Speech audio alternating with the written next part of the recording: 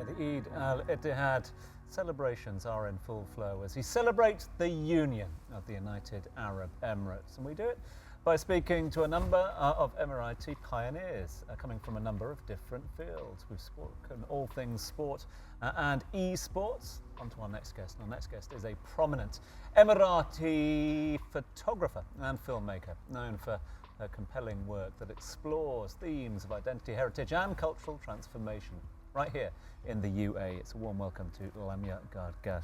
Lamya, lovely to see you as always. Hi, nice to see you as well. Nice to meet all of you. I'm always fascinated for homegrown talent such as yourself.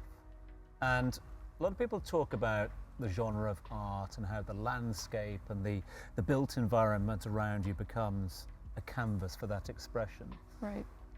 I get that in parts of the world where that canvas has remained fairly staple for a while, but with so much happening here at the moment, so much change, so much development, how important, how much of a challenge is it to capture that moment on photograph or film? That's a very, very good question, actually, because I never wanted to be a photographer. To me, photography was, my parents always told me, you take really bad photos. I think your sister should be in charge. So it's always been in the back of my mind. But then when I did the first course, second, third, and then I applied for my master's in the UK at Central St. Martin's, I applied for a different program, but they put me back in photography. So I felt like it's always been, in some ways, always been kind of my destiny.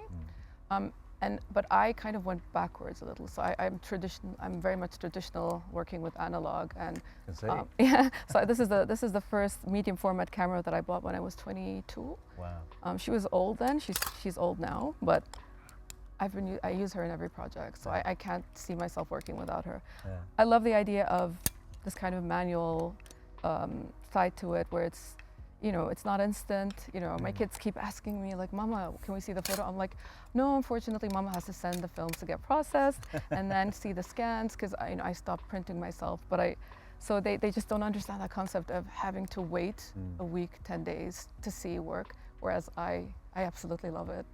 That's the great irony, isn't it? Because things happen so quickly here at such pace, and yet you're taking a moment to capture that pace, but taking time to capture it as well. Yes, and film can only, depending on the camera, can only take, I think, like with this camera, you can take around 12 images. So you have to be really kind of very much study the space you're in, understand it, and it's expensive. Yeah, be very selective. So, I love the idea that I have to kind of be one with the space, and whatever resonates with me, then, I'll take the photo. But the idea of, my work has kind of transcended this idea of cultural exchange and the idea of human narrative in space, because when I had left 20 plus years ago for my studies, I remember coming back during winter break, and I was telling my mother I was just so in awe because there was so much change happening. And we're talking back 2006, 7. Yeah. And I think it was just a light bulb moment. And I had my camera on me, and I started with my parents' home, which they had left years prior. And then my neighborhood, I would just put on my backpack and my sneakers. It was a lot easier then to kind of get access to places.